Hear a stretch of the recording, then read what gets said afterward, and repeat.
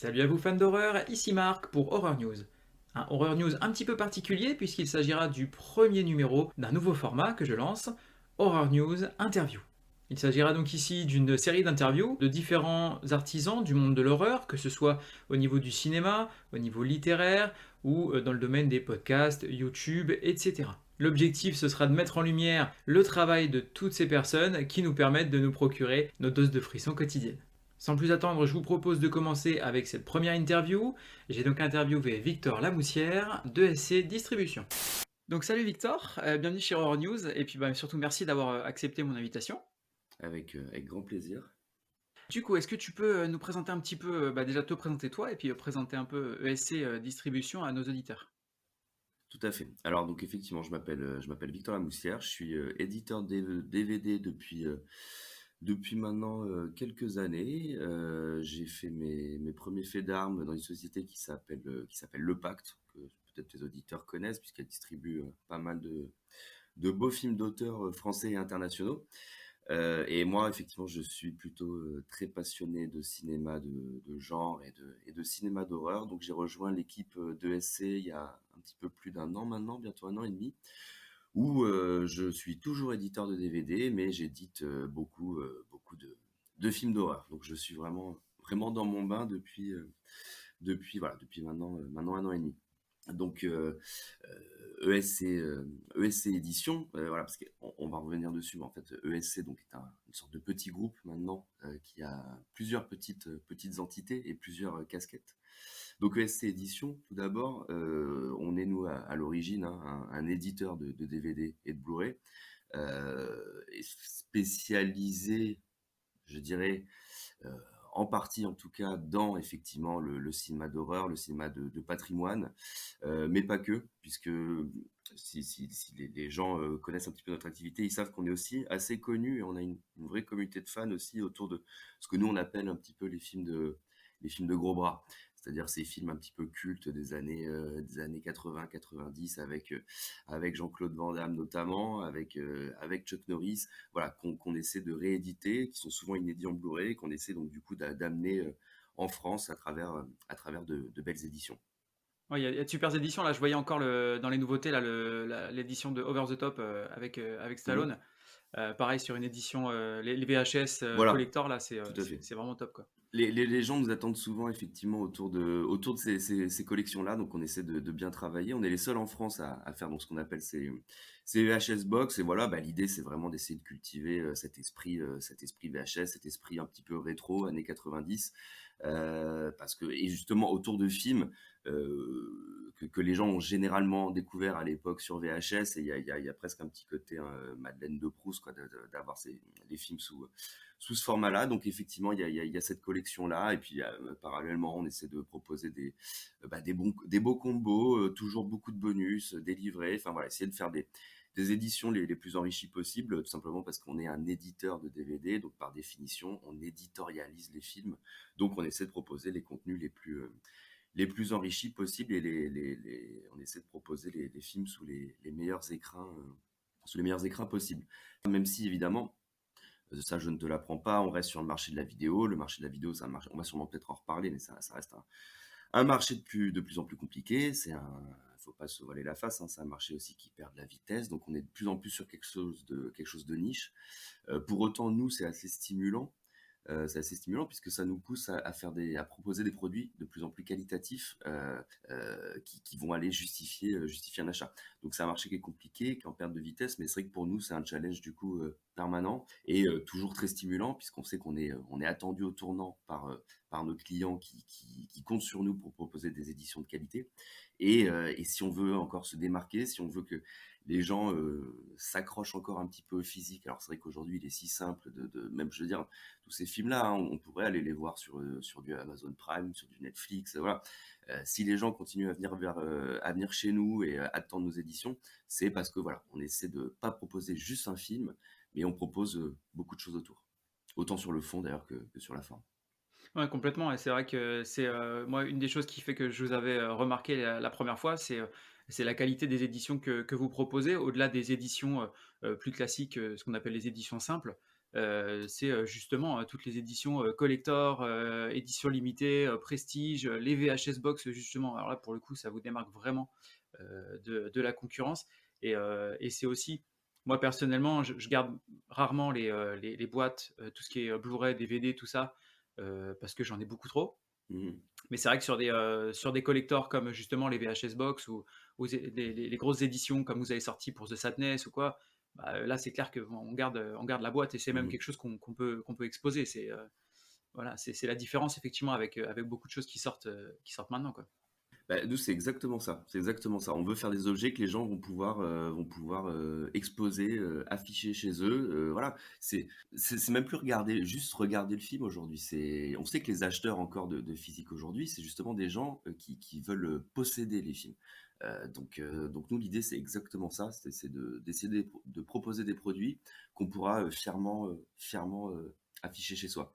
Alors après, voilà, je ne sais pas si on aura l'occasion d'en reparler, mais c'est vrai que c'est beaucoup de boulot et les gens s'en rendent pas forcément compte. Mais c'est-à-dire que ce qu'il faut comprendre, c'est comme on est sur une économie qui est de plus en plus resserrée, on vend de moins en moins de volume. Hein, ça, c'est un fait, c'est pas un secret. C'est-à-dire que c'est fini l'époque où on sort un Blu-ray, on va en vendre des dizaines de milliers. Je veux dire, aujourd'hui, en tout cas sur la typologie de films sur lesquels nous on travaille, ça n'existe plus. On vend de moins en moins en termes de volume, et pour autant, on est obligé, et de toute façon, nous, on le veut, on doit proposer des produits de plus en plus qualitatifs. Donc, c'est nous qui nous coûtent de plus en plus cher. Et puis, alors après, en plus, il faut savoir que travailler sur des vieux films, parfois comme ça, il y a aussi tout. Alors, ça, évidemment, les gens ne le voient pas, et c'est bien normal. Nous, notre boulot, c'est d'amener un produit qui soit beau, qui soit propre et qui soit qualitatif. Mais on va dire en coulisses, nous, faut se dire parfois on s'arrache les cheveux, c'est-à-dire aller récupérer des bons sous-titres synchronisés, retrouver une bonne VF. On avait sorti un film, la Supergirl, il y a peut-être un an. On a cherché la vraie VF d'époque. Parfois, rien n'est synchronisé. Parfois, les masters sont d'une qualité absolument atroce. On doit en chercher d'autres. Et tout ça, en plus, c'est souvent contractualisé. Donc, on a des ayants droit derrière qui nous livrent. Enfin, on est censé normalement utiliser ce que nous livrent ces ayants droit. Donc, voilà. Donc, après, c'est un métier passionnant. C'est un métier absolument passionnant. Justement, c'est un métier de recherche. C'est un métier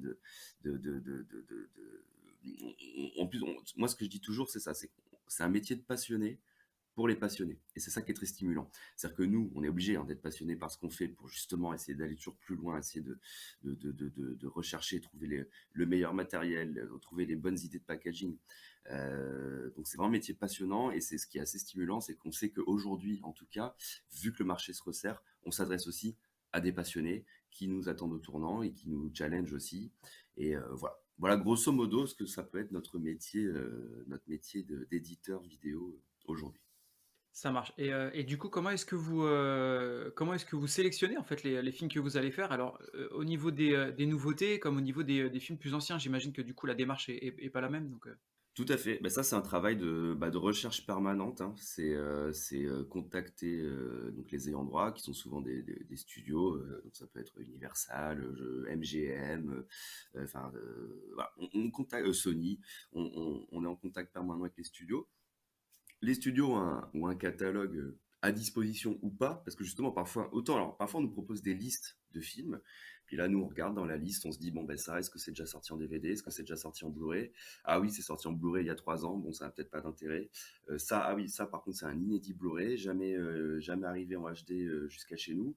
Ça peut être intéressant. Voilà, donc on va sélectionner un certain nombre de films dans une liste, et puis alors là, c'est un jeu d'offre et de la demande, hein, c'est-à-dire que allez, on va sélectionner 10 titres, par exemple, auprès de, je sais pas, Sony ou Universal. On va leur faire une offre, et puis voilà, là c'est un jeu, hein, c'est de la négociation. Sony va nous dire, bah non, on veut un peu plus. Nous on dit oui, mais bon, voilà, c'est de la discussion. Et puis bah voilà, quand ça aboutit, du coup, hop, on récupère 10 titres qu'on va étaler sur un an, par exemple, et on va devoir sortir ces 10 titres sur un an.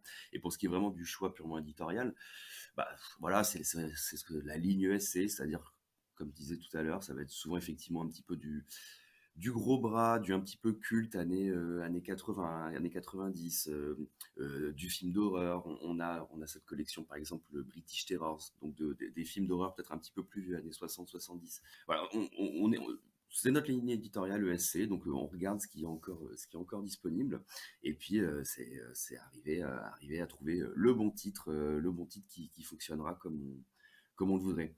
Alors après, effectivement, parfois, il y a aussi ce qu'on appelle des saints Graal, hein, c'est-à-dire qu'il y a des titres qu'on cherche spécifiquement, et là, on essaie de contacter les ayants droit, on essaie de savoir, est-ce que le film est encore disponible, voilà, ça c'est vraiment pareil, un travail d'acquisition, c'est un travail permanent, c'est un travail de recherche constant, c'est arriver à être au courant quand hop un film est à nouveau libre de droit.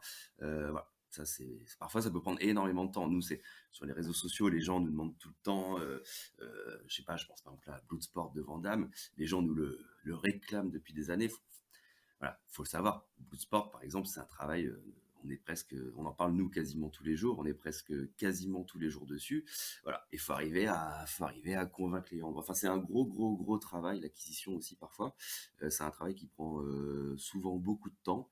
Donc voilà, ça, c'est une recherche permanente de trouver le bon titre. Ça, c'est vrai que c'était sur la partie vraiment catalogue. Et alors sur la nouveauté, bah, je pense qu'on va peut-être en reparler. Effectivement, ça rejoint plus peut-être désormais notre activité de petit distributeur cinéma. Mais là, effectivement, bon, là, c'est se promener en festival, essayer de trouver la pépite, pareil, qui n'a pas encore de distributeur en France et dont on estime qu'il pourrait éventuellement y avoir un potentiel en salle.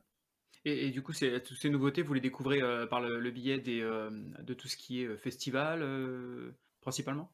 Ouais, tout à fait. Bah, alors, grosso modo, donc effectivement, pour revenir maintenant un petit peu plus peut-être sur, donc là jusqu'à maintenant, je parlais de ce qu'on appelle ESC Édition, et on a en effet on va dire, c'est une autre petite filiale. Enfin, c'est voilà, c'est ESC Film qui là effectivement est vraiment orienté distribution cinéma. Alors bon, là-dessus on est vraiment un très jeune distributeur, et comme je dis souvent, un humble distributeur. C'est-à-dire que pour l'instant on a vraiment pas de prétention d'être un nouveau distributeur sur le marché de la salle de cinéma. Pour l'instant c'est des coups de cœur cinéma, que en effet, alors, pour la petite histoire, par exemple, The Sadness était passé en 2021 à l'Étrange Festival, moi je l'avais loupé, et j'ai eu la chance de le découvrir au PIF, au Max Linder. Donc bah, là, il y a un an, hein, c'était en décembre 2021, et The Sadness, bah, pour tes auditeurs qui l'ont vu, ils sauront de quoi je parle. Je me suis pris une claque monumentale. Je savais absolument pas ce que j'allais voir, et je me suis pris une claque hallucinante, un déchaînement de violence, mais en plus enfin, un premier film, donc vraiment énormément de qualité, je trouvais, pour un premier film, un film fauché et en même temps très très très bien produit. On voit pas justement l'absence de budget, ça marche très très bien, c'est très intelligemment fait. C'est une claque d'hémoglobine assez hallucinante, comme moi j'en avais pas pris en salle depuis un certain temps. Donc bref, je découvre le film au pif, je sors de la séance, j'en ai les mains qui tremblent d'excitation. Ça, je crois que c'était un dimanche soir. Le lundi matin, j'arrive au bureau, je dis à mes collègues, alors j'ai vu un film hier soir, c'est un truc malade. C'est insortable, je pense, au cinéma. C'est-à-dire que ça sera interdiction moins de 18 ans, 10 copies. La presse dira qu'il faut être un fou furieux pour et sortir ça et aller voir ça. Mais par contre, je pense que ça fait 15 ans qu'il n'y a pas eu ça au cinéma. Bon, on se renseigne et tout, on se rend compte que finalement, bah, le film, pardon, est libre de droit. C'est-à-dire qu'il y a un ayant droit en France, mais qui n'a pas du tout prévu de le sortir au cinéma. Donc on le contacte, alors, je peux les citer parce qu'on a vraiment travaillé avec eux, c'est Factory Film. On leur rachète les droits salles. Et alors là, bon, un truc de dingue, je vais voir mon boss, puis moi ça faisait du coup 6 mois que j'étais chez ESC, je vais voir mon boss, je dis voilà Eric, j'ai vu ce film-là, je pense que c'est insortable. Voilà, on nous propose tant pour racheter les droits. Est-ce que tu penses qu'on peut débloquer un budget? Moi, je suis sûr qu'on peut essayer de faire un petit truc quand même. Ça sera même entre gros guillemets, pour la gloire. C'est-à-dire qu'on pourra dire qu'on a sorti un film comme ça au cinéma. Et là, il me dit OK. Il me dit OK, on y va. Donc, vraiment, moi, en janvier ou février là, de 2022, je me dis, bon, allez, si on fait, comme je te disais, si on fait 10 copies, allez, on fait 5-10 000 entrées, voilà, on aura réussi le pari, on l'aura fait, c'était pour le fun. Bon, bah, il s'avère qu'on le sort en juillet, que finalement on sort sur 85 copies, qu'on fait presque 50 000 entrées, que même la presse, et c'est là où vraiment peut-être moi j'ai été encore le plus surpris, même j'ai une certaine presse plutôt cinéphile, pointue, c'est-à-dire Télérama, Les Cahiers, Première, est plutôt très bienveillante avec le film. C'est-à-dire qu'elle dit ouais c'est un film de malade, On n'a pas vu ça effectivement depuis 15 ans. Mais si vous êtes ce public qui aimait ce cinéma-là, si vous êtes prêt à aller voir ça, bah, c'est un truc de malade. Vous allez prendre votre pied. Et voilà. Et donc on a eu un super bouche à oreille. Il y a eu vraiment un truc qui s'est passé sur le film. Et effectivement, voilà, on atterrit à presque 50 000 entrées. Donc c'était vraiment une super aventure. Nous, on était hyper fiers, ESC, c'est de prendre ce film-là que personne n'aurait amené en salle et ben, d'arriver à le sortir sur presque 100 copies. Et voilà, 50 000 entrées. Alors pour d'autres distributeurs, ça c'est rien du tout. Mais c'est vrai que pour nous, 50 000 entrées, pour un film que moi à la base j'ai vu tout seul dans mon coin dans un festival, se dire que 50 000 personnes sont allées vivre la même expérience que moi au cinéma, c'est hyper gratifiant, c'était génial. Et donc voilà, ça a été un petit succès, un humble succès d'estime et même voilà, succès public, presse. Donc on s'est dit, bah, il y a quand même un petit public pour ces films-là, c'est-à-dire un cinéma un peu plus transgressif peut-être, un peu plus radical. Il y a un public qui est là, il y a des gens qui ont envie d'aller... justement, on parle souvent de la crise du cinéma, on dit que les gens vont plus au cinéma.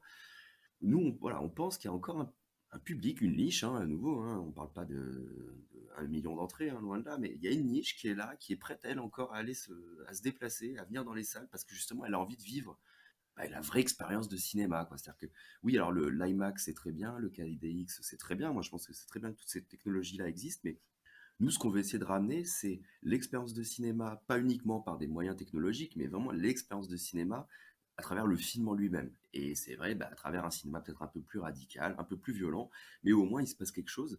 Et ce que je dis toujours, c'est The Sadness. Les gens qui sont allés le voir, qu'ils aient aimé le film ou qu'ils n'aient pas aimé le film, au moins, je défie quiconque de dire le contraire, c'est une séance dont ils se souviendront toute leur vie. The Sadness, on s'en souviendra toute sa vie, qu'on allait le voir au Cinoche. On était peut-être avec des copains, des copines, il y en a qui n'ont pas supporté, mais au moins il s'est passé quelque chose, on a vécu un truc. Et je pense que c'est ça le cinéma, c'est cette expérience-là aussi. Donc voilà, ça nous a bah, donné envie de continuer tranquillement, voilà, en faisant notre petit bonhomme de chemin dans les salles de cinéma. Donc toujours à travers, pour l'instant en tout cas, des films d'horreur plutôt violents, plutôt radicaux. Donc on va sortir, eh ben, oui, évidemment, donc le 11 janvier, on va sortir Terrifier 2 au cinéma.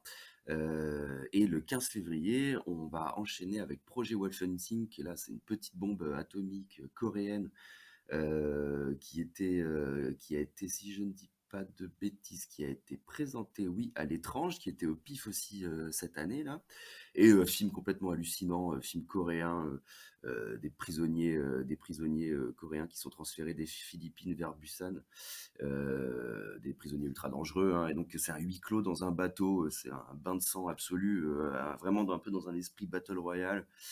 Je crois qu'il y a eu 2,5 tonnes de faux sang utilisés sur le tournage. Enfin, vraiment, un truc vraiment hyper fun, hyper généreux. Pareil, hommage aux jeux vidéo, hommage à Predator, hommage. Enfin, voilà, blindé d'hommages, hyper des bruitages vraiment à l'ancienne. Ça craque et ça fait des bruits de partout. Enfin, vraiment un pur kiff cinéphile, bien bourrin, de 2 heures et un bain de sang total, complètement jouissif et totalement réjouissant. Donc voilà, c'est ça notre ligne éditoriale ESC Films, c'est essayer de bah, ramener un petit peu des films comme ça, quoi, des films qu'on voyait peut-être un petit peu moins au ciné, c'est-à-dire, comme je dis, notre petite ambition, c'est repeindre un petit peu en rouge les écrans de cinéma français. Voilà pour ESC Films. Excuse-moi, je suis très très long dans mes réponses. Dès qu'on me lance un petit peu, je parle beaucoup. Il y a pas de problème. Bah, du coup, tu vois, ça tombe bien parce que c'est exactement ce que j'allais dire. Je trouve que sur les 3 projets là que vous présentez, alors The Sadness, j'ai eu la chance de le voir moi au cinéma. C'est vrai que, bah, c'était canon, c'était un vrai kiff de voir ça, dans une salle de ciné parce que c'est comme tu le disais, c'est l'expérience cinéma. Ça donne quand même une envergure, complètement différente au film. Et puis tu sens que voilà, là on fournit de l'émotion. Tu vois? C'est vraiment ce que j'attends quand je vais voir un film, c'est ça. Là, on fournit de l'émotion. Et c'est vrai que voilà, c'est un film, clairement, normalement, tu t'en souviens.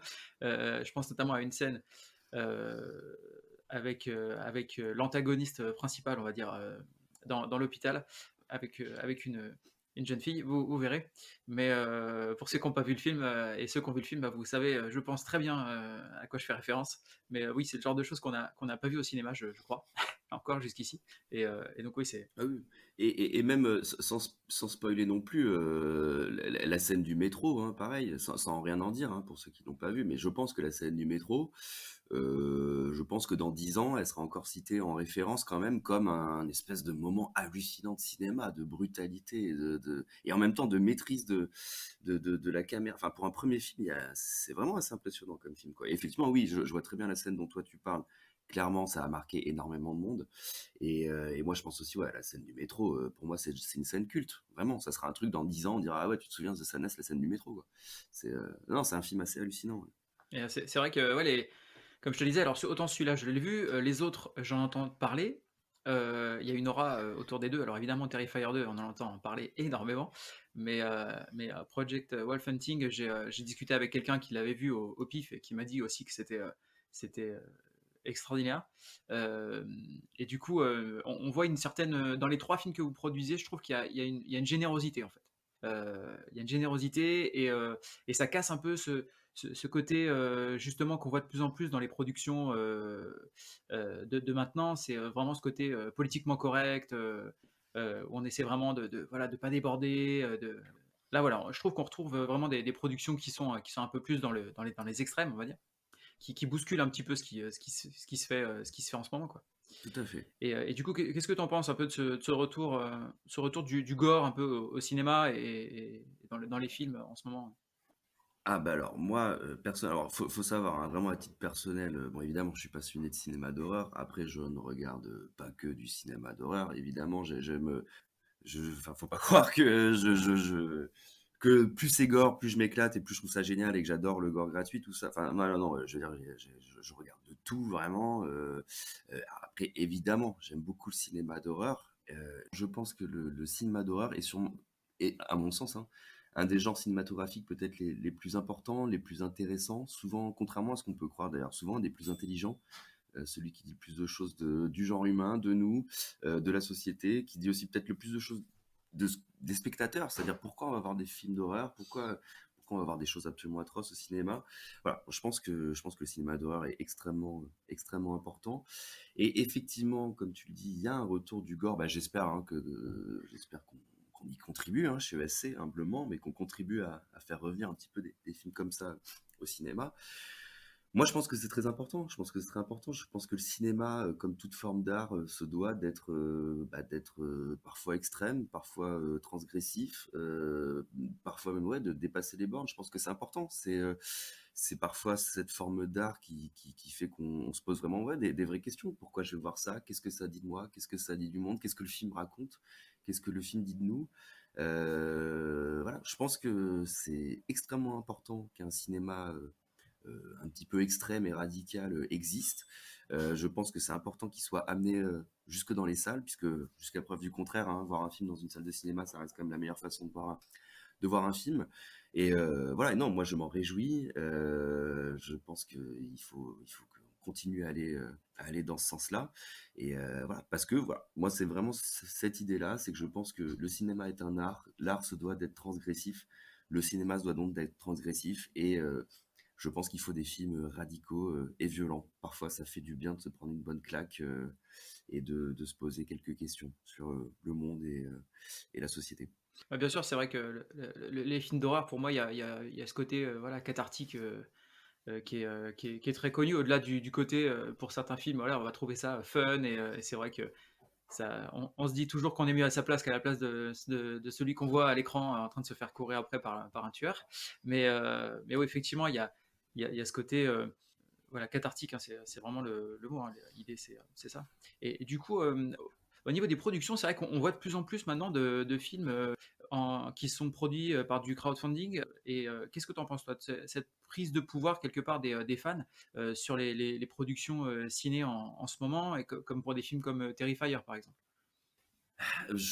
Vraiment sur le crowdfunding, je pense que c'est bien parce que effectivement, si ça peut aider parfois, si ça peut aider certains réalisateurs de talent, certains jeunes producteurs de talent à contourner, comment dire, les méthodes un petit peu plus à l'ancienne de production, qui font que parfois monter un projet, ça prend des dizaines d'années, voire c'est parfois tout simplement impossible. Si des méthodes de crowdfunding permettent de contourner ça et permettent à des personnes talentueuses de pouvoir prendre leur caméra, se constituer un petit budget et à réussir à accoucher d'un film de qualité, bah, tant mieux, réjouissons-nous. Je pense que vraiment, de toute façon, aujourd'hui, on est à une époque où, finalement, même au-delà du crowdfunding, on a tous des téléphones portables qui filment limite en 4K. Enfin, on est tous aujourd'hui potentiellement jeunes producteurs, jeunes réalisateurs. Il faut le talent, il faut le talent. Et si effectivement des méthodes alternatives permettent en plus du talent et ben, d'avoir un petit budget, parce qu'on va pas se mentir, malgré tout, effectivement, pour faire un film, il faut de l'argent. Quoique, on pourrait reparler de Terrifier 2, qui a été quand même fait avec 250 000 $, ce qui est quand même, genre 250 000 $, faut se rendre compte, même Saw à l'époque, qui était quand même réputé pour être un film fauché, je crois que c'était quand même 900 000 ou 1 million de dollars. Là, on est à 250 000 $ pour un film de 2h20. C'est un truc de malade, un truc de fou. 250 000, c'est le budget qu'a fait sur Avatar 2, quoi. Donc, Oui, c'est ça. Non, là, on est sur un film de potes, hein, clairement, on est sur un film de potes. Et quand on voit le film, eh ben, on se rend compte que c'est quand même plutôt bien produit. Donc voilà, il y a le talent aussi. Il y a en grande partie le talent. Mais il faut quand même malgré tout de l'argent. Je veux dire, par exemple, 250 000 $, il faut être en mesure de pouvoir les réunir. Hein. Ça se fait pas tout seul. Moi, je les ai pas, hein, personnellement. Donc, bien sûr, toute méthode de production qui peut aider à des jeunes, enfin des personnes de talent à faire un film sont les bienvenus. Et ça serait, j'ai même envie de dire, encore plus bienvenu en France. Parce que c'est vrai qu'en France, alors on pourra peut-être en reparler. Hein. On parle effectivement du renouveau du cinéma de genre français, de la nouvelle vague qui s'est concrétisé quand même par pas mal de choses. Hein. Ducournau qui a eu la Palme d'Or avec Titane. Alors Titane, on aime le film ou on n'aime pas le film, hein, mais je vais dans tous les cas, bon, faut saluer quand même.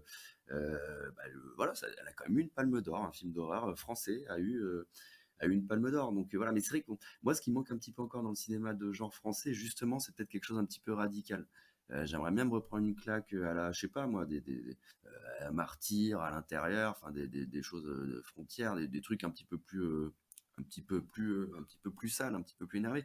Et c'est ça qui manque. Et je crois que c'est très très dur de produire des films comme ça. Vraiment, c'est au-delà du parcours du combattant. Donc oui, si des systèmes de financement alternatifs permettaient de voir arriver en France des films comme ça, j'en serais ravi. Moi, on m'a demandé plusieurs fois. Parce que là, on a fait donc un film taïwanais, on fait un film coréen, un film américain. On m'a dit, mais vous voulez pas faire des films français? J'ai dit, mais moi, bien sûr, le jour où on arrive, on me montre un film français qui vraiment, pareil, me met une claque, un truc vraiment radical, un peu costaud, qui percute, et bien sûr, on ira, on le fera avec grand plaisir. Moi, je serais ravi qu'on sorte un film français qui sort un petit peu des sentiers battus. Et je dis pas qu'il y en a pas, hein, il y en a, mais c'est vrai qu'en France, c'est compliqué. Donc, ouais, bien sûr, bien sûr. Toute façon de produire un film est bonne. Hein. Ce qui compte à la fin, c'est que le film existe.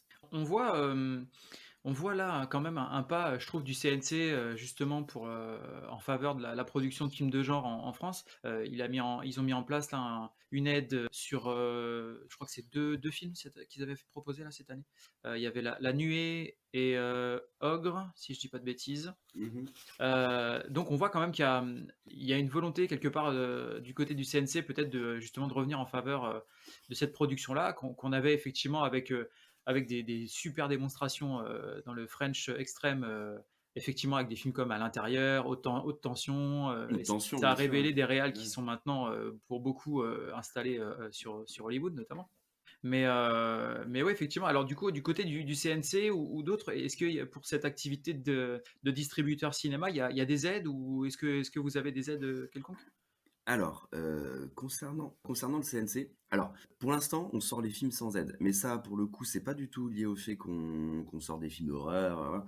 C'est qu'en gros, alors là, ça va être un petit peu technique, mais pour la faire très très courte, en gros, en tant que distributeur cinéma, pour pouvoir prétendre à bénéficier d'une aide du CNC, il faut pouvoir justifier d'avoir sorti au moins 3 films au cours des 3 dernières années. Et en fait, l'aide se déclenche à partir du quatrième film. Et quand on dit pouvoir justifier d'avoir distribué 3 films en 3 ans, c'est-à-dire qu'il faut pouvoir justifier d'avoir fait un vrai travail de distribution. C'est-à-dire qu'on ne peut pas dire au CNC, oui, alors il y a un an, on a sorti un film dans 2 salles, on a fait une petite affiche, et voilà. Le CNC attend du distributeur qui a eu un vrai travail d'accompagnement, qui a eu un vrai plan de sortie, qui a eu la promotion de fait, voilà, qu'il y a eu un vrai travail de distribution de cinéma qui a été fait. Donc voilà, nous, on doit pouvoir justifier d'avoir sorti 3 films en 3 ans. Donc là, effectivement, il y a The Sadness, Terrifier 2, Projet Wolf Hunting. Ça nous fait 3 films qu'on va sortir, alors pour le coup, même pas en 3 ans, on va les sortir en à peine un an. Donc à partir du prochain film, du quatrième film, on devrait normalement pouvoir prétendre à obtenir une aide du CNC. Mais là, effectivement, ces 3 films-là, on y va sans filet, sans aide, voilà, avec nos sous et donc avec une prise de risque à 100% en cas d'échec, parce que le marché du cinéma reste le marché du cinéma. Un film aujourd'hui, sa vie, elle est décidée en 5 jours, hein, en salle, hein. On sort le mercredi, si le dimanche soir on n'a pas fait nos chiffres, dès la semaine suivante, on commence déjà un petit peu à sortir des salles de cinéma, donc ça va très très vite. Donc pour l'instant, on y va sans aide. Euh, voilà, on espère bien, effectivement, voilà, à partir du quatrième film, pouvoir prétendre à obtenir des aides. Donc ça, bon, c'est le système de fonctionnement du CNC, hein. Je veux dire, c'est aussi une façon de pas non plus qu'il n'y ait pas des distributeurs qui se déclarent distributeurs tous les 4 matins, qui ont sorti un film et puis qui veulent toucher des aides. Bon voilà, c'est une façon pour le CNC de garantir, enfin de se garantir, de donner de l'argent à des distributeurs, on va dire, un petit peu sérieux. Voilà, donc pas du tout lié au fait qu'on sorte vraiment spécifiquement des films d'horreur. Après, ce que je pourrais dire néanmoins du CNC, et ça, je suis obligé de le reconnaître et de plutôt même saluer ça, c'est que donc The Sadness, comme je disais, quand on en a fait l'acquisition, on avait vraiment peur de se prendre à moins de 18. On n'en est pas passé loin, hein. C'est-à-dire qu'il y a eu un premier visionnage du comité de classification. Ils ont hésité entre moins de 16 et moins de 18. Le CNC nous a appelé après le premier visionnage de The Sadness et ils ont été très, très transparents. Ils nous ont dit, voilà, on a vu le film, on est en gros à 40% des membres du comité qui voudraient mettre un moins de 18 et 60% qui voudraient mettre un moins de 16. Comme il n'y a pas consensus, le film va passer ce qu'on appelle en plénière, c'est-à-dire qu'il va y avoir un deuxième visionnage et on déterminera si on donne un moins de 16 ou un moins de 18. Alors je te cache pas que dans ce genre de situation, en tant que distributeur, tu stresses un petit peu parce que bon, bah, un film moins de 18, ça devient tout de suite beaucoup plus compliqué vis-à-vis de la presse, vis-à-vis même des exploitants. Enfin, ça devient extrêmement compliqué, hein, un moins de 18. Et donc finalement, eh ben, The Sadness a obtenu un moins de 16 avec avertissement. Donc on a évité le moins de 18. Donc ça, nous, c'est une décision du CNC qu'on pouvait que saluer. Alors, on a même été encore plus surpris avec Terrifier 2. On pensait vraiment que le film aurait un moins de 16 avec avertissement. Le moins de 18 semblait... autant The Sadness, le moins de 18, on aurait pu comprendre. C'est-à-dire que le film est quand même, oui, franchement, violent. Et puis, il n'y a pas tellement de second degré dans The Sadness. On est quand même dans un truc assez premier degré. Donc, c'est vrai que ça peut être un film assez dérangeant parfois. Terrifier 2, on est quand même beaucoup plus dans le slasher hommage, le film fun, voilà. Alors oui, c'est extrêmement gore, hein, je dis pas, mais et on se marre, quoi. Voilà, il y a quand même un peu de second degré, donc on aurait été très surpris d'avoir un moins de 18, mais on pensait vraiment avoir un moins de 16 avec avertissement. Et là, pareil, on peut que saluer la décision du CNC qui nous a accordé un moins de 16 sans avertissement. Voilà. Donc on sort The Terrifier 2 au même titre que là, X qui est sorti récemment, c'est-à-dire comme un film d'horreur violent, mais pas plus, pas pire finalement qu'un autre film moins de 16. Voilà, on était plutôt très agréablement surpris parce que bon, Terrifier 2, faut pas se mentir, ça reste quand même bien costaud, même si c'est très fun, ça reste quand même bien gore. Ah ouais, pour la petite blague, il y a eu une avant-première à Maubeuge la semaine dernière. L'organisateur de l'avant-première nous a dit qu'il y a quand même eu un vomi. Apparemment, il y a quelqu'un qui a vomi. Et je dis pas du tout ça en plus pour la promo. Il m'a dit, ouais, le public a kiffé, on a quand même eu une galette. Voilà. Donc je sais pas si c'est quelqu'un qui s'est senti malade ou quoi. Bon, c'est un film qui peut un peu secouer quand même.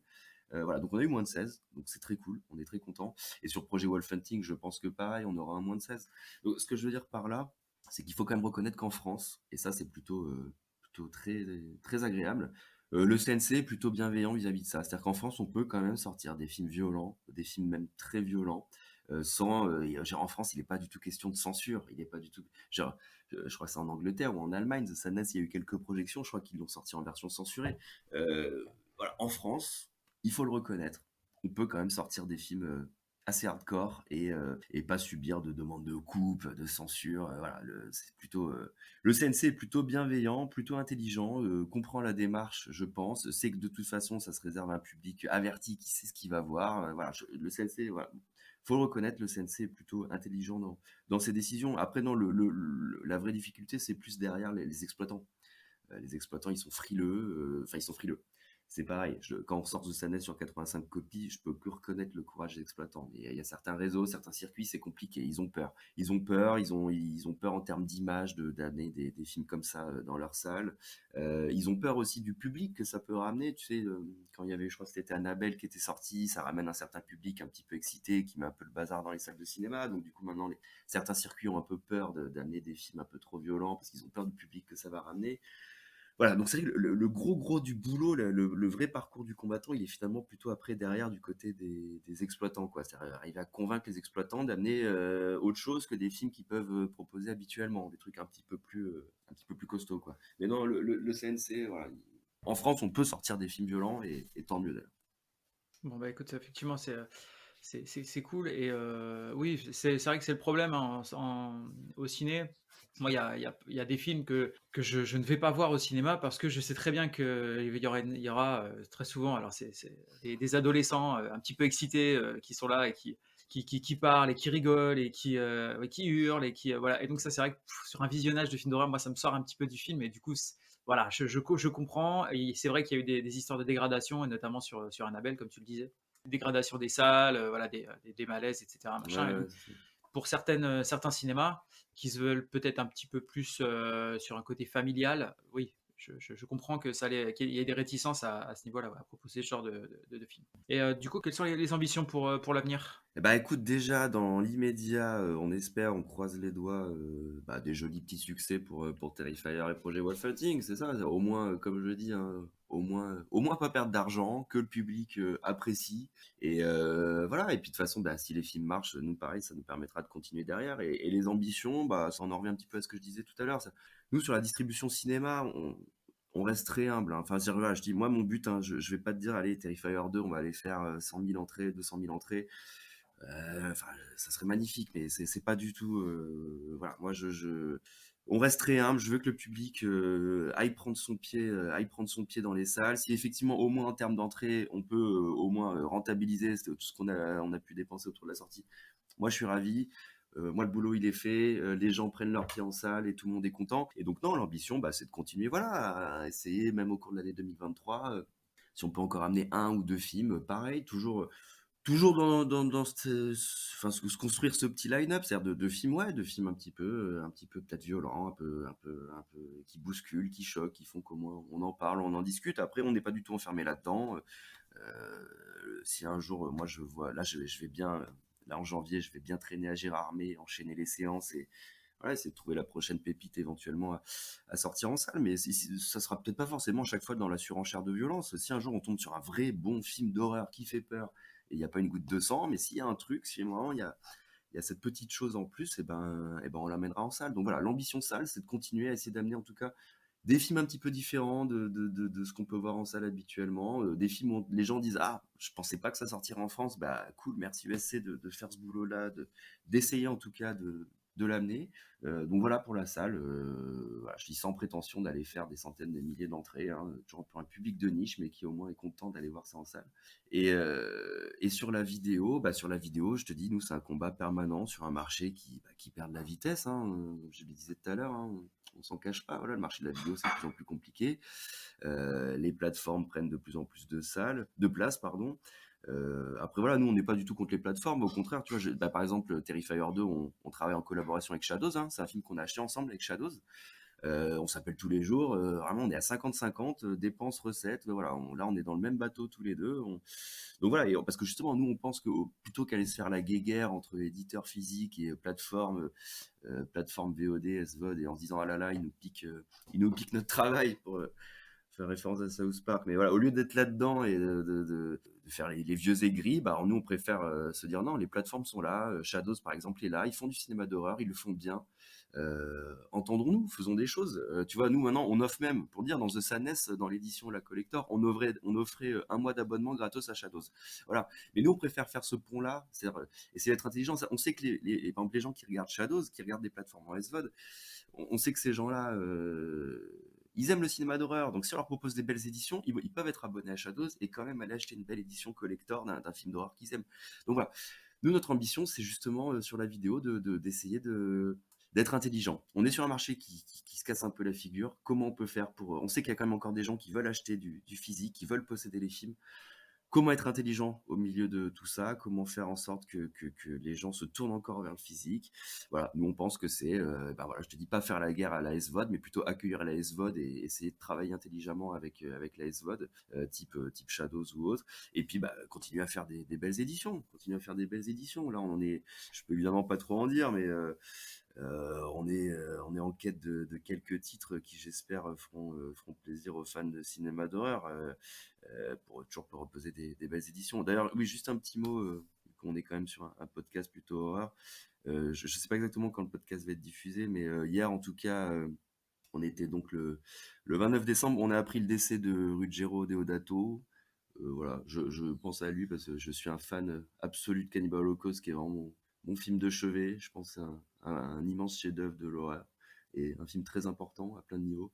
Donc voilà, petite pensée pour lui parce qu'il nous a quittés hier et voilà, moi ça, bon, par exemple, tu vois, ça serait un rêve de pouvoir sortir Cannibal Holocaust en 4K, donc on verra, on se renseigne depuis déjà pas mal de temps, mais voilà, je pense à lui parce que ça m'a fait un petit truc quand même, ce cher Ruggiero que je pensais éternel. Donc voilà, des belles éditions et beaucoup de films d'horreur, beaucoup de sang sur les écrans. Ah oui, bah c'est sûr que c'est un monument d'histoire de l'horreur, quoi. Ah ouais. Ah oui, non, mais moi, Ruggiero, ouais, voilà, ça m'a fait un petit truc. Donc voilà, donc j'invite tout le monde à se refaire Cannibal Holocaust en famille. Ah bah tu vois, ça tombe bien parce que j'allais te demander si, alors là pour le coup ce serait plutôt sur l'année 2022 vu qu'on arrive à la fin de l'année. Est-ce que tu as un film qui t'a mis une claque ou que tu recommanderais particulièrement? Alors en 2022, alors attends, que je film qui m'a mis une claque. Bah alors, très honnêtement, moi je pense qu'en termes d'horreur, et sans du tout vouloir uniquement prêcher pour ma paroisse, honnêtement, hein, je pense que The Sadness a quand même été vraiment une claque totale. Vraiment, été vraiment une énorme claque. The Sadness, ça a été un truc assez violent pour moi, vraiment dans le bon sens du terme. Après, alors mon année cinéma, je t'avoue, j'étais un petit peu globalement quand même déçu par l'année 2022. J'ai eu quelques petites déceptions, mais alors attends, j'essaie de.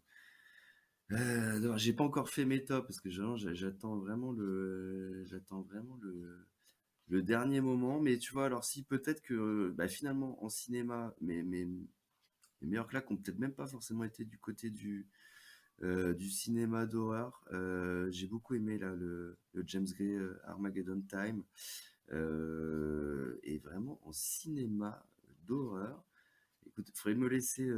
Non, alors tu vois, bon, j'avoue, Nope, j'ai été déçu. Les gens ont adoré Nope. Moi, j'ai pas aimé. Ah, j'avoue, je le reconnais. Ça n'a pas été mon.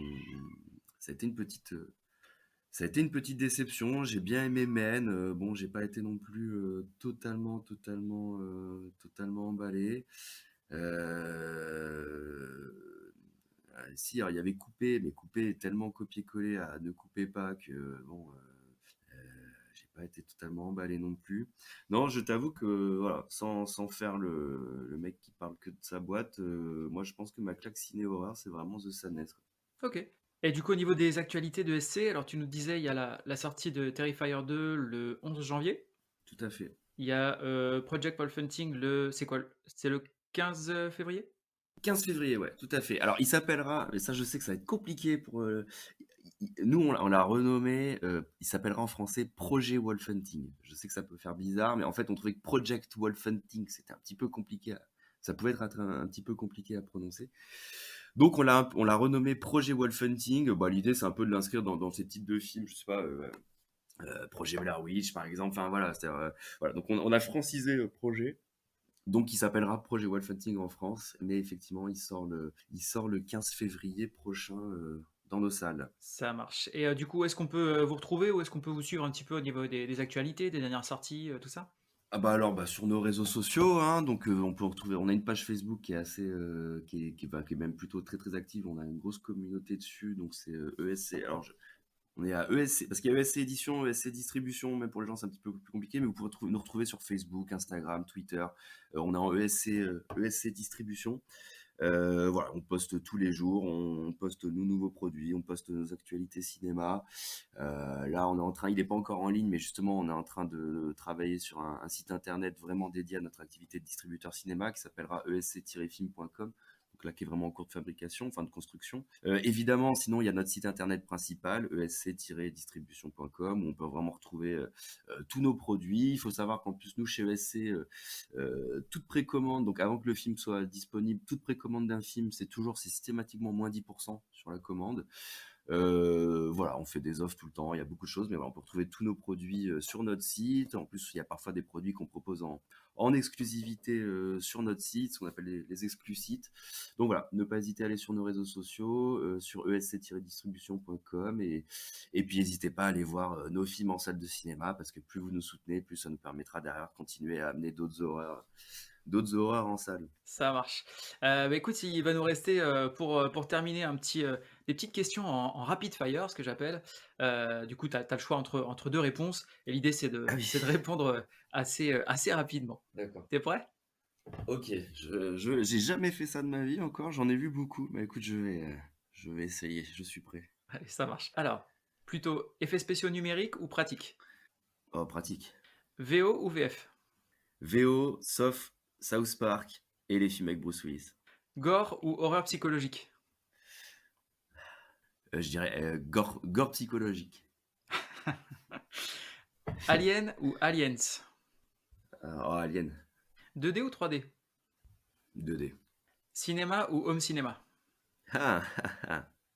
Bon, pareil, je feinte un petit peu, je dirais cinéma, puis home cinéma. Blu-ray ou VHS? Ah, Blu-ray. Freddy ou Jason? Ah, Freddy. Eh ben écoute, c'était ma dernière question pour les rapid fire. Je te remercie beaucoup d'avoir pris ce temps pour répondre à mes questions. Bah, avec grand plaisir, merci à toi. Je vous invite tous, chers auditeurs, à vous abonner aux réseaux sociaux de SC Distribution, sur Insta, sur Facebook, effectivement sur Twitter. Comme ça vous permettra de suivre toutes les actualités, les sorties et toutes les belles choses qu'on nous prépare du côté de SC. On espère vous retrouver nombreux en salle pour Terrifier 2 le 11 janvier et pour Project Wolf Hunting le 15 février. Ouais, merci à toi, puis merci à tous. Merci à vous d'avoir écouté cette émission. Je vous invite à suivre aussi bien les invités que moi-même sur les réseaux sociaux. Je vous signale également que je suis maintenant sur YouTube, donc n'hésitez pas à aller y faire un petit tour, ajouter des likes, vous abonner, et bien sûr sur toutes les plateformes de podcast, à me laisser un avis ainsi qu'une note pour aider le podcast à gagner en visibilité. Il ne me reste plus qu'à vous souhaiter bonne semaine et bon frisson.